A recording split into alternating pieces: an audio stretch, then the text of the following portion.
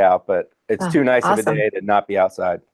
Oh, that is a quite a background smoke. That looks so good. It looks like one of those backgrounds in Zoom prompts. I'm in a Yeah. lab I with wake up really, every morning here in Sedona and I walk out and I look, is that CGI or is that, no, that's it's God rendering. that is pretty special. Yeah, reminds me of. I feel like I'm on vacation looking at it. Well, Alyssa Cohen, welcome to the Smoke Trail. Thank you. Uh, I'm super excited to have my next guest, Alissa Allen Cohen. Yeah, it's Okay. Alan. I got married. Yeah. Okay, Alan. She is a neurotheology thought leader, spirit health director, and founder of a pioneering model of health that unites neuroscience, AI, and modern science with ancient wisdom and spiritual practice. And I won't read the rest of this wonderful bio, but I will publish it with the episode. But I'm super excited because what I love about what I've learned about your work and your passion is you really are combining technology and the latest thinking in science, psychotherapy, a whole bunch of social sciences side of things, and you have this deep grounding in spirituality. And this is why I wanted you to join me on the Smoke Trail, because it's a great confluence of those two things. Well, thank you, Smoke. It's such a joy to be here. And it's really special. It's very gratifying to know that leaders want to elevate this message of how to reach your highest potential. Yeah, I really do think there's a sea change coming. I know, when we talked last week in prep, this came up, but there's a lot of chaos. There's a lot of things surfacing in society, politically, and in lots of other arenas, and a lot of people that's got a lot of people stressed out, and for good reason. But that being said, I view it as it's the same way when we go through our own personal journey. And if you want peace and happiness, peace and love, which is what I was seeking, all the things that are in the way come up.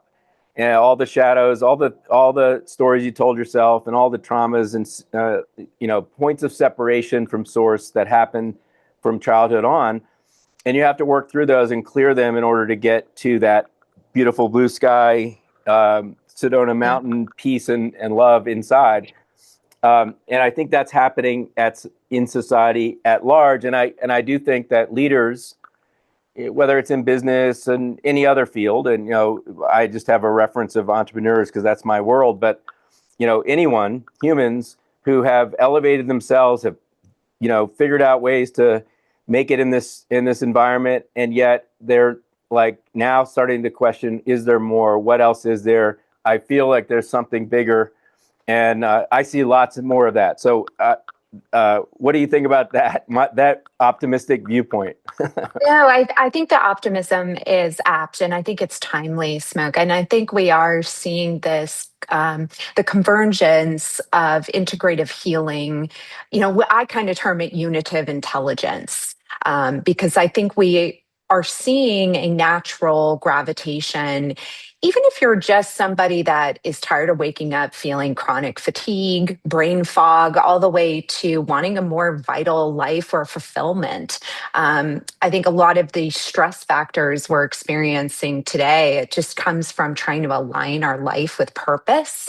And stress is actually definitively the outcome of not living in alignment with your purpose, and certainly many ancient medical texts. And so I would define what we're experiencing as an awakening. I think in each person's own life, they are identifying areas that they want to do better. They want to see their lives optimized and they want to show up more fully.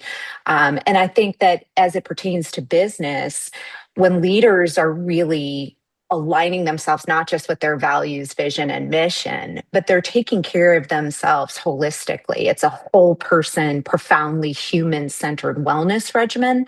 We're really starting to see just that leveling up, where people are transcending addiction, trauma, and they're also discovering new ways. It's no longer a binary system that we've held in modern medicine for 300 years now. Yeah, I want to dig into that a bit, but one of the things that I really appreciated about your journey is you have, you've come through some dark times. You were out of shape. You were addicted. You're having a lot of issues. You weren't the person you wanted to be. You said, I think you said, I wasn't the kindest person or something like that. No. Do you mind sharing a little about your journey, your personal journey, and then we'll get into some of your current work? Yeah, so I would say it's probably my biggest credential, Smoke, is being on the side of suffering and going through those dark valleys. While it led to fortifying myself academically, it really was stepping on the scale at 250 pounds. I was a pretty polarizing person.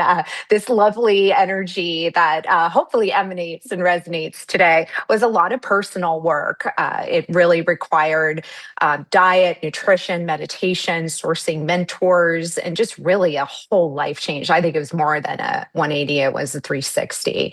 And I wore a mask perfectly well. I was very charming and hid a pretty severe addiction to alcohol and to marijuana and to a lot of drugs that seemingly could be therapeutically driven. We know cannabis can be a wonderful antidote for pain and cancer.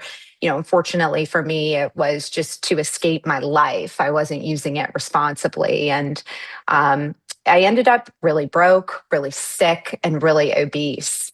And so it became clear that my life's mission really needed to be about going through that journey so that I could empower others and hopefully derail them from doing what I did. Did you have? I mean, it sounds like you kind of hit rock bottom, Yeah. in a sense, as they call it, and Yeah. a lot of times, a spiritual awakening will only happen when someone hits rock bottom, has a health scare, has a near-death experience, has something really tragic happen.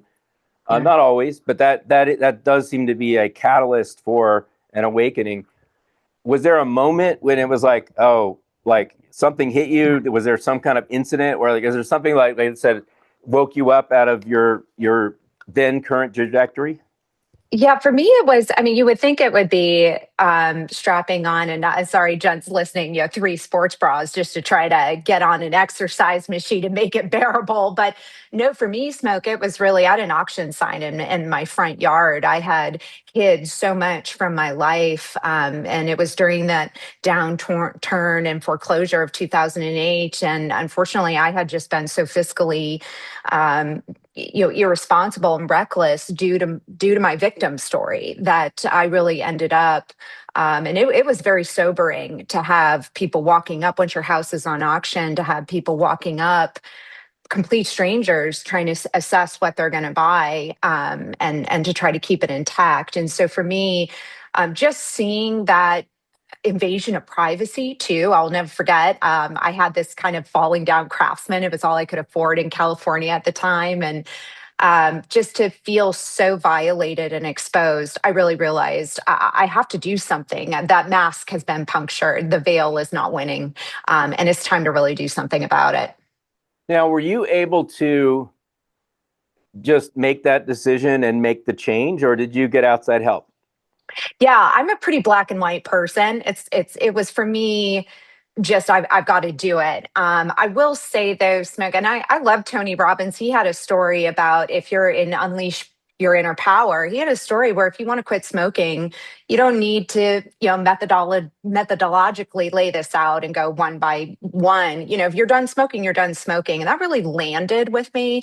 I love that self-empowerment movement. And I think it's very helpful. I think everybody should listen to these messages. It really personally helped me. And that just clicked for me, Smoke. Like, yeah, I'm done. This is my rock bottom. I just am not going to accept this anymore.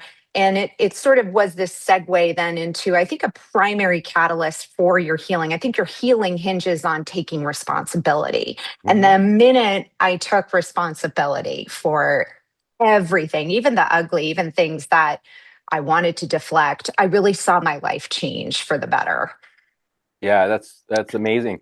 I was talking to my last guest, Tony Dennison, the actor, and he's been 32 years sober. And for him, when he finally quit for good, he joined the 12-step program, and he's been in it since then. And that really helps a lot of people because not everyone has the so personal willpower and the spiritual willpower are two different things, and personal willpower has a limit, and that limit is tied to your level of consciousness. So what just hearing your story, the fact that you were able to just make that decision and stick to it, you had a high level of consciousness that was covered up, and just by accepting responsibility, you were able to access that and do it. A lot of people aren't there yet, and they need a program because that program calibrates at 540. If we talk about Hawkins power versus force scale, which I know you're a fan of as well, but that unconditional love field of energy that 12-step programs operate at is a powerful field that helps kind of lift people up. And if they haven't done their own work and they don't clear all the things that kind of led to whatever their dependency was, they stop going to meetings, they lose contact with that high energy field and they revert back. So I think you obviously had a high level of consciousness probably at birth. You through various traumas and things that happen throughout your young life, covered that up, and then when you had your oh shit moment, like I'm done, you were able to tap into that really high energy field, which is remarkable. It's not something that a lot of people can do. I received that. Thank you. I actually I Googled my name just for fun, because I think this is so fun to see. And my name actually in Aramaic, and I love the Bible and Christian, but it means joy priestess. And I felt that, wow, that was in divine, or like the universe is so magical in its ability to string things that don't really they look random, but they end up really coming together, this beautiful Venn diagram. I think that's such a metaphor for life. So I really received being born that way, but I think everybody is born this way. And I think that's why my work is so compelling to me, is just these different ways we can empower people to awaken that power within themselves. And it's unique for each person. But I think everybody really is born with a spiritual intelligence. We've got emotional intelligence, business intelligence, but we don't talk a lot about spiritual intelligence. Yeah, I think that's right. But I also believe that everybody comes in with a karmic signature with their energetic, with their soul or spirit. And depending on where you are in your evolution, in your learning, you start out at that level. So there are large swaths of the population that start out at a very low consciousness level. The cool thing about Earth School is that anyone can reach. You can be in hell or heaven. You can reach enlightenment. You can, and everything in between. So I agree. Everyone innately has this inside, but I think there are definitely wide differences in your ability to access it from the start. But there's lots of examples of people who just, have an accident and have a near-death experience, and the next thing you know it, they're operating at a super high level because they saw beyond, and maybe they started out at a much lower level. So, there is hope for everyone. The spiritual will has much more power than the personal will. And what does that mean? It means a commitment to source, to oneness, to the all, to God.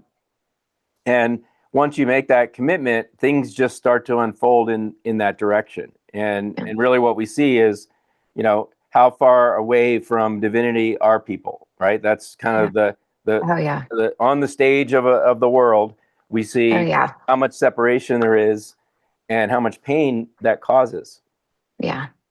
It's a huge issue, I think, too, where we're not teaching that. That's not a curriculum that we help cultivate. We're not teaching people the divinity within themselves. And I think that's why theology was compelling to me. To your point, the ancient Vedas, and we were discussing this earlier, Smoke. I mean, it's called samskaras. You're born with a DNA, destiny, astrological Vedic profile. And so, but it was cultivated in ancient cultures. It was supposedly nurtured and developed to attain the highest self.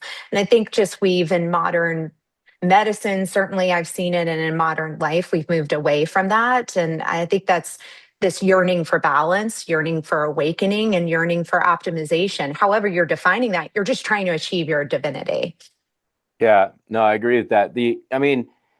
I think it particularly in the West, but I think it's also widespread. I've been to India a number of times for business, and it's not like it's an enlightened place. Right. Out of 1.3 billion people, they have some enlightened people, but they've lost their connection in some ways to that tradition. But I think in the West, we weren't taught it because our parents weren't taught it, and Yeah. so there's definitely been a pretty big separation, which again is part of this awakening. I think there's a large movement throughout the world, but in the West and among leaders that people are waking up and they want to figure out, what does that mean? Yeah. Why? In disassembling my own ego, recognizing the things that I'm really I have like excess ability to do, but I realize that those are the things where the wounds were the deepest that I compensated for.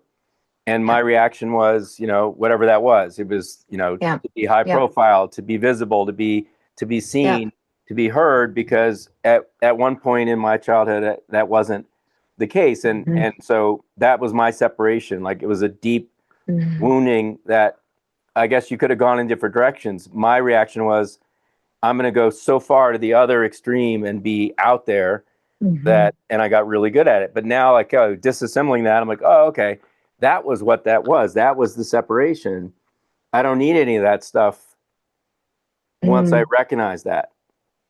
No, that's actually thematically, Smoke. I love where you're going with this, because I think that if you think about it from childhood wounds, trauma on top of your karmic, what you are born with, um, we're really wrestling with this ego, because the ego in certain concepts, and as you try to read literature on self-awareness, is there to also protect you. It's not necessarily a negative thing. So I love where you're going with this, because I think that that's something that's missed even in religious texts. It's certainly not in medical texts, ancient or modern medicine, Western medicine. And so we're walking around quite wounded, just trying to accelerate our lives in this karmic pattern on top of wounds that we've just not dealt with. And I certainly can identify with that. I think so many of us wear a mask because of these wounds, and they're deeply hurtful. Yeah. And once you understand it, all of the wounds, all of the struggle, all the things were perfectly set up for each of us. Yeah. So that we would have to they would create the separation. So it would create the response. That's how consciousness learns. It Right. learns on its own, so that we could then reconcile that. And so the deeper the wound, the deeper the trauma, the deeper the harder the struggle, I've come to recognize was because that's what I set up for myself. Like, I set up this program so that I would have to overcome those things and understand them and appreciate them and have compassion for people that go through those things, so that I could unwind my own shit. Yep. Yep. Yep. No, blessed is the path to awakening your highest level self. That's so blessed. All right, well, let's talk a little bit about AI and technology, Yeah. and because there's a lot of people in the spiritual lane Yeah. who are very anti-technology, anti-AI, Sure. they think it's like they've read some text, I don't know, Gnostic or some other, where they there's a prediction that the machines take over, kind of thing. Yep. And I think there is a real danger for that. But I share your view. I think I'll say it the way I say it, and you tell me if I'm wrong. But that technology is an accelerator, and it used properly is an incredible tool that we shouldn't shy away from. But what does used properly mean? And like what are the dangers, and what are you doing with it? Like tell me about tell me what you guys are doing. Yeah. So, I mean, I think similar to you, we view AI as an accessibility jumping point. I mean, I think responsible bioethical AI, if we were to put a public health terminology on it, since that's my background, is really just about putting those guardrails where the AI is used for empowering human health. We should be using AI to alleviate human suffering, whether it's not to be nerdy or over technical, but language learning models that can predict distress. Oncology patients. So I come from Emory University, Smoke, where we ran a phenomenal clinical trial. And our hypothesis was that oncology patients that interacted with a chaplain or spiritual health advisor along their journey had higher resiliency rates. And in fact, we proved that in a 150 patient case study. So I think, though, the language learning model we embedded to extract that data was just reading patient charts that were exhibiting patterns of emotional distress, depression, anxiety, family circumstances, the things that happen when you're sick or not feeling well. Well, imagine if you can turn and unleash a language learning model in just everyday life where you're starting to notice patterns and it empowers you to actually take actionable items on it. I look at data, biomarkers, AI as actually a tool for knowing thyself, which is a very spiritual concept. These should be the window into oneself. It should not be a diagnosis metric. That should always be in conjunction with a healer or medical provider. But what we're working on currently is how to leverage AI for mental resilience. What can it do to signal distress and then provide the antidote? And how can we answer urgently emotional distress? I think just in 2024, Smoke, they released 885 billion units of antidepressants in the UK.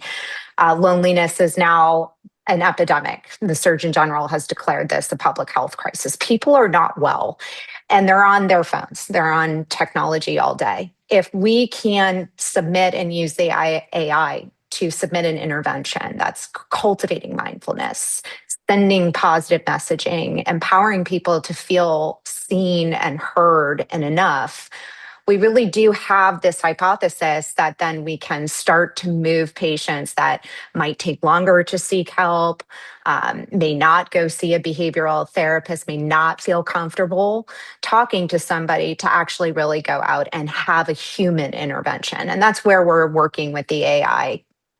Yeah, I think that's a really good example. And so really it's like before you would know, because there's no like obvious indicators, we're not with these people, this might be a tool that creates a flag that says, hey, this person needs some help, and how do you zero in on it? I think the AI I think they're reading like some of those MRI charts and x-rays better than doctors at this point.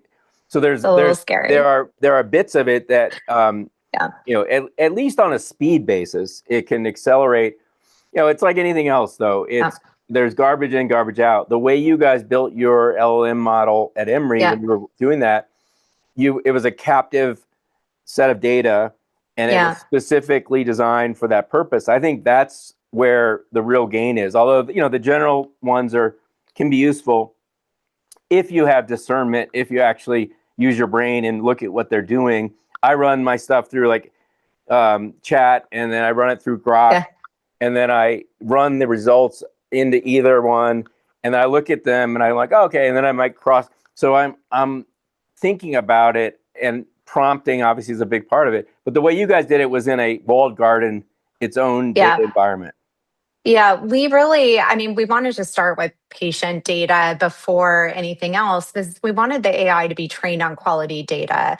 And AI has a propensity to hallucinate. So we know after putting in few prompts to Claude or Chat GPT, it starts to go haywire. Its algorithm ceases to really keep its pattern logic.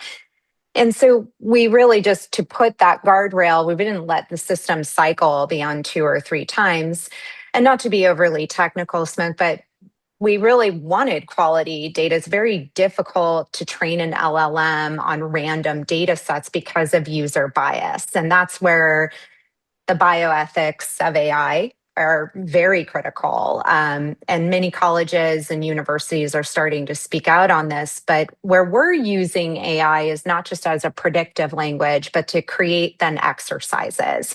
So it's also pulling from CBT, Enneagram, holistic modalities to suggest and prompt anything from breath work to exercises like NLP and neuro linguistic programming, tapping therapies to start to bring consciousness and awareness back into the body. And then we certainly have a guardrail where if we really denote the AI detects that you're in a high level of distress, it does an automatic call to 988, which is a self-harm intervention. But I think AI can do something revolutionary where it creates accessibility like I've never seen before. And it creates an awareness, Smoke. I mean, that even in an aura band, or if we just look at this from a regenerative health spectrum, if we look at the field of longevity medicine, where you're measuring your glucose constantly, this empowers you with data to make a decision. It's no longer about calories in and out. It's like, well, this cake really does cause my body inflammation and harm. And so the AI on a neural level is doing the same thing. And that's what we're building. Yeah. It's kind of like really back to basics. What you pay attention to, they say in management, like what you measure, you get results for. What you pay attention to affects it, right? Yeah. So when we're noticing our emotions, just in the human form, noticing how I react to something, or I feel energy. I would have called that anxiety. What is that? And just by being aware of it, it goes away. It dissipates really fast. I think having smart systems that can help guide people's awareness to their own issue is an intervention. Just by like, hey, you time for a break, and so I think that's really a great use of the technology and a good example. Well, thanks, Smoke. If I may, I'll just say one thing you touched on that I love and that we're building is a reward system. So we have a gamification element to this where each week you get a summary report that says I registered gratitude 10 times or I registered joy 20 times. And if in areas that you were struggling, we give you exercises based on CBT. We've got a medical advisory board that's constantly iterating on this so that if Smoke logs on and 15 times that week experienced anxiety or depression or fear, we have exercises for that. So I think we're really aiming to launch this. It's an MVP because, again, we want the rigor, quality data. But we're really excited to have the first unitive intelligence product. So it is an integrated model. And it's something that we hope changes people switching their mindsets out of feeling depressed and stagnant into action. And we like the privacy that I think that's also really important that telehealth can do. It's very hard to admit you're depressed. It's hard to call up your friends and talk about this. And I think one thing AI and technology does really nicely is it can be private to you. And I think that's important. Not everybody is willing to, wave a flag and say, I'm addicted, I can't drink, or I can't go to this event. And AI and technology does have an element of privacy to it that I think is important when you're entering any kind of journey. Do you see, like, I imagine like big health systems would love to, this would be the perfect thing for them to adapt as part of their program. Because, as some of these models, I mean, we have a broken healthcare system that have really wrong incentives, but there is more of a shift to results and managing the overall costs and preventative and anticipatory treatment is obviously the best way to do that. And so do you think that is a way, as a distribution channel for you guys? That's actually our goal, Smoke, and it's why I think it's special. It came out of Emory Healthcare and Emory University because we know for a fact there's so many barriers to entries to care. First of all, insurance in the spectrum of mental health, insurance covers, even a good insurance plan, maybe 8 to 10 sessions.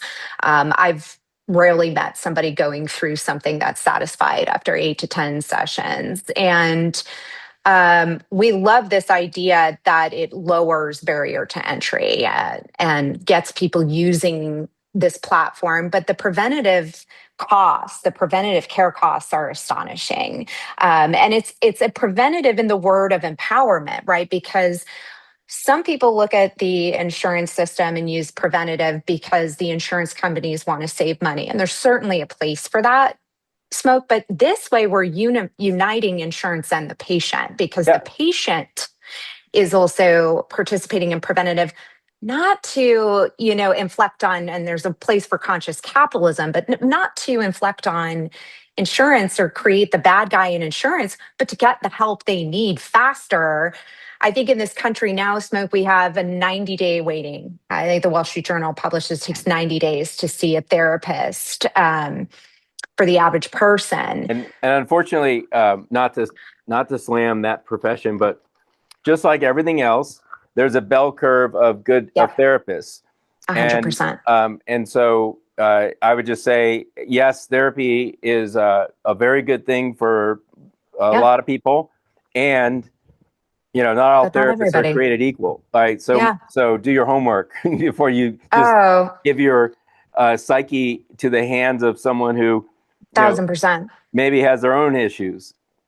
1,000%. I think that's an important guardrail, but it is aimed at healthcare and it's aimed at creating this empowered model of care. We want you to constantly be self-evolving and hopefully keep you out of a mental distress situation. So insurance and healthcare can do what it does best, which is if you break a bone or you have, a need for a scan or you need emergency surgery, they can get to that perfectly well. Yeah. Well, I mean, nothing I say is like against getting Western healthcare. I think you get two good examples. You need surgery. You broke a bone. There's some major. You have a major problem, but those are always treating the symptoms, right? When the surgeon finishes sewing you up, you know what they say to the rest of the people in the operating room? Say, we've done our part. Now the body's got to do the work. Yeah. All healing comes from within. So it's holistic. It's both and, right? It's like use all the tools, use the medicines as needed. But if we're constantly, pain is information. It's not. It wasn't meant to be, countered with opioids so that you don't feel it. It was meant to bring your attention to something you have to resolve. And I'm not against someone relieving their pain, but the reality is, the way to solve it is to accept the pain, stop resisting, and find out what is causing it. Oh, I fully agree. Smoke, if you think about it, I don't think the doctor's office has been remodeled in 300 years. It's very fragmented. It's based on a system of within range. How many people am I talking to today that get a lab test back and they don't feel well, they have no energy, they feel like something's off, but their blood tests are within range, right? Or, they take a scan and you look healthy. I think this is why you are fetching at what I'm fetching at. This has to be an integrative. The future of health is integrative, and spiritual health sits at that table. But it's hard to talk to somebody about, well, your liver, which stores emotion, and traditional Chinese medicine has understood this for 5,000 years. That's why you wake up between 3 and 5 a.m. to go to the bathroom and you can't go back to sleep. it's hard to even get there, Smoke, when people haven't been educated and there just hasn't been this dialogue, frankly, until podcasts and thought leaders like you start poking at this really big bear to say, let's think about this differently. Yeah, I mean, I think the one thing that has changed in healthcare in the last, I don't know, maybe it's the last 25 years, maybe it's a little more, is the incentives that doctors have gotten to give medicine, to prescribe things, and the profit motive that drives prescriptions above healthcare. I think that's been a pretty bad development. But I agree, like, and in fairness, if you went, my friend Casey Means, wrote a book called Good Energy. Yeah. And she's up for maybe Attorney General, we'll see, or Surgeon General. We'll see. They make it pretty hard, but she was a top student at Stanford, was finishing her residency, and just like realized like all they're doing is perpetuating treating symptoms and everything else. So I think there's a cultural bias. I think there's institutional bias. I think the medical schools only teach one way, and if you're a doctor, you're kind of discouraged from using intuition. You're discouraged from like knowing your patient. That's what I love about Hawkins. When he ran the largest psychiatric practice in America, he had 50 doctors, he had thousands of patients a year, and the worst of the worst cases they would send to him because he was getting results that no one else was getting. Well, he was taking a holistic approach, which was, he was a fully trained doctor. He knew all this psychology, and that was part of it. And also, he would prescribe Prozac for somebody or whatever if he needed to stabilize them. But he was also doing energy work and spiritual work and all the other things that actually have a lot higher efficacy than the medicine. Yeah. No, I mean, Smoke, you're touching on a huge nerve for me. So as I started to collect my life and really, it became clear to me I just wanted to devote myself to empowering others, whatever my skill set was, how to put this together in this matrix and help other people. I was studying for the MCAT, and once you get through biostatistics and epidemiology, what you really do discern is that these schools are excellent at helping you prescribe organic chemistry, biochemistry, and surgery. I would absolutely talk to a modern medicine or Western medicine physician about that. But to your point, Dr. Means is extraordinary and so brave to have led, I think, the way for allowing doctors to come out and sort of question this, because they were also punished if they did question the system. There were repercussions for it. I pivoted to public health school thinking it might be better. And there's a little bit more elasticity since it allows for research in many categories: infectious disease, zoological disease, spiritual health, that I found my way in. But the fragmentation has impacted people so deeply. And I think, Smoke, it's important to talk to this topic because people don't know why. And I often say to clients and people I work with, it's not your fault. The system didn't want you to know some of this information. And, I was just watching a football game.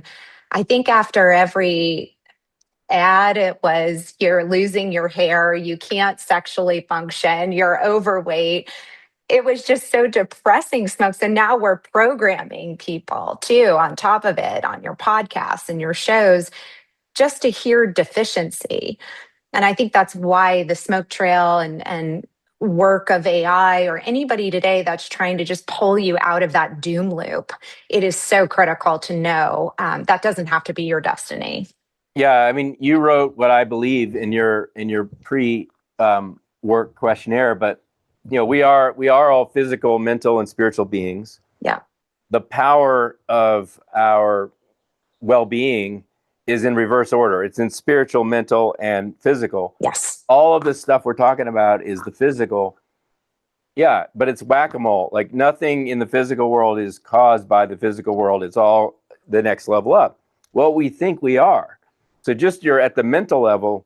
If you believe you're healthy, you're healthy. If you believe you're sick, you're sick. So all these pharma ads, all these junk food ads, all these, you name it, they're propagating the disease and the solution at the same time. And I have a personal practice of hygiene, which is when every day I declare I'm an infinite being. I'm subject to what I hold in mind, and I go through my list. And one of the things that I say out loud to myself is any negative things, any false beliefs, any messages I got today, I disavow. I don't agree with them. They are gone. They're not part of me. Now, why do I do that? I'm in a perfect, health and great situation. I'm in a very high energy level.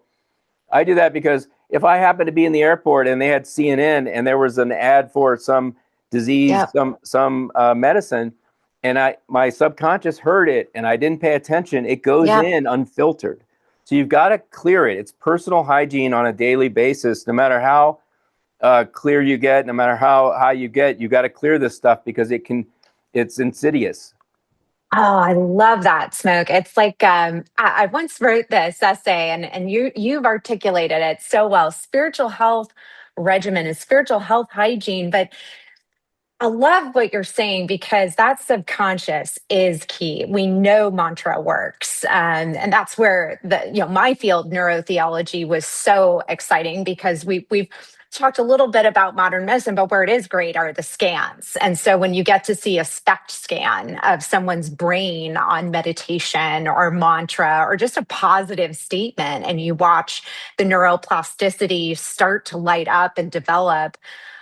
It's exhilarating. But I love what you're saying too, because it reminds me when I studied Ayurvedic medicine, the number one, the first day they told us the mind projects the body and you digest everything. What you see, what you hear. This isn't just digestion, how I thought about it my whole life. It was sensory.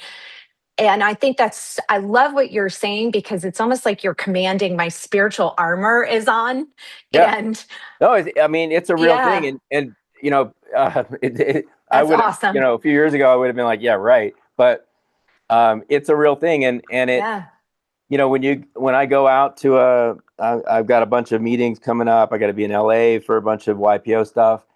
And, when I walk out of my hotel room, I put a protective, layer of golden white light around me. And I say, I don't allow anything negative to come in this. And I go out and I deal with my business. I love it. I love it. So like declaring it, being clear on it, it's really important. Our subconscious, which we can call that's probably a more familiar term in the West, and it's really our karma. Everything in our subconscious is like going to propagate if it's unclear. Yeah. And when you're sitting there watching a movie or television, you're in a trance-like state.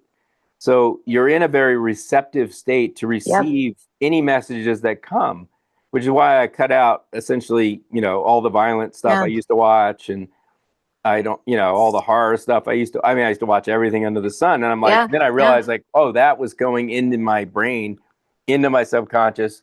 And then who knows how it's going to come out again, but you don't want that. Yeah, no, I love that. I think you have to protect what you digest. I think that's, in all senses. So I love that. What practices do you have? Like, what do you do to keep yourself on the right track, on the, in your daily life? I really believe in prayer, Smoke. I think it comes, I did go to seminary. I talked to every my spirit guides. I have something at home called a prayer chair that I really seriously every morning sit in and meditate and receive something from the universe. And I ask the universe to please send me something lovely that day. I just have sort of trained my subconscious to expect something. If he a nice chat with a neighbor. I've had people buy me coffee. So it's become a discipline, but I really believe in prayer. I think it's your language to the universe. It's your language to source. And it's your truest form of language. It's your own dialogue. And I really constantly pray to the point that I had a friend of mine pull up next to me in traffic and they thought I was singing in the car, but I was actually talking to myself. So I talk all the time to universe and source. I'm also a really big believer in my mala beads. I do carry them. And if you've noticed, Smoke, a lot of people wear them for many religious and spiritual reasons, but there's something about the grounding, the energy.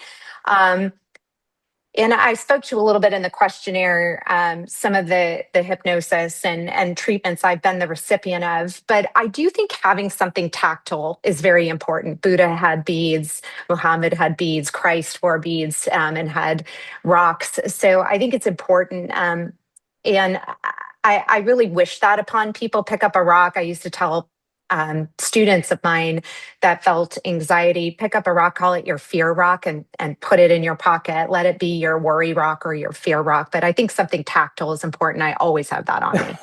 Yeah, I think that can be really useful. The what I've experienced more recently is really doing meditations where I occupy my body, and I occupy, there's a lady, Judith Blackstone, who has a thing called the realization process. I don't know if you've seen that, but No, I need that. she That's was awesome. a dancer who got injured, broke her back, and then was laying there, kind of her career was over, and just laying there in her studio, and like all she could do was give lessons, but she couldn't, she was really in a bad place.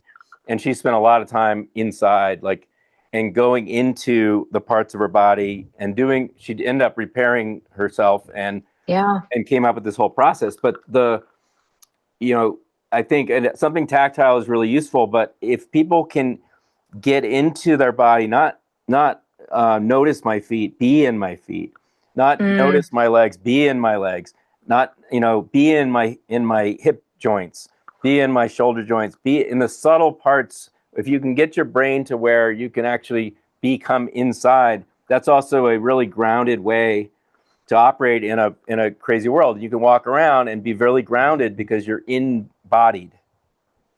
No, I love that. For me, though, Smoke, that's a discipline. I mean, I really struggle. I live a lot in my head.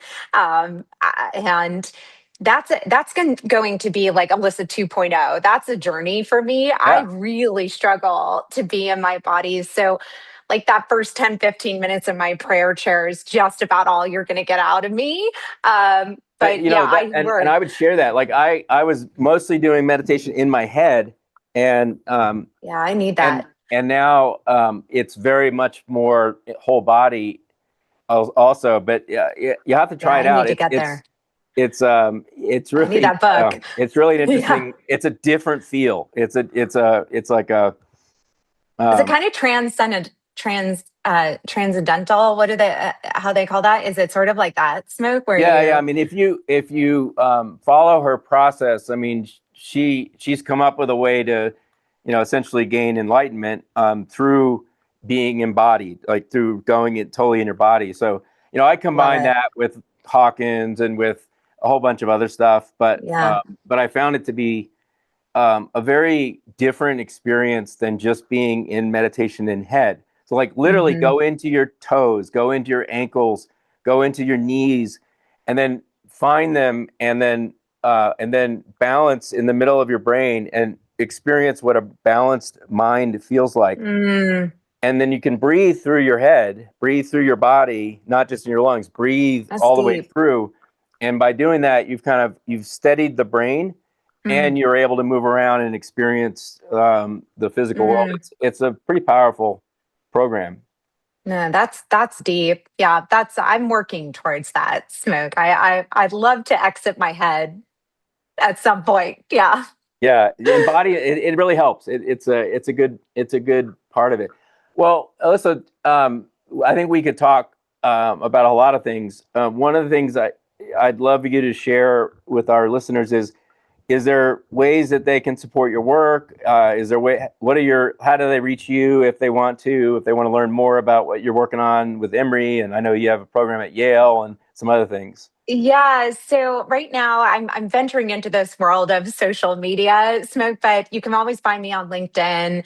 I do have a Substack. The chief aim of the Substack is to turn over essays, empirical data of our findings at our neurotheology lab. And I'd really love people to reach out just to discuss my work. We're really looking to have advisors that are interested in this intersection of AI and integrative medicine and health, particularly mental health, spiritual health. So LinkedIn and Substack, it's substack.com/hey friend, it's Alissa. I'll put it in, And also put it in the show oh, notes. great. So, Yeah, but yeah, that's awesome. I'm super excited about your work, and anything I can do to support you guys to get the word yeah. out there. I'm Thank here for you. you, and So blessed. let's go. I mean, we'll definitely have a part 2 to this down the road. We'll get an So update blessed. on your progress, and maybe dig into some of the other areas that I know we can talk about. Thank you, Smoke, so much. This was incredible. Thank you.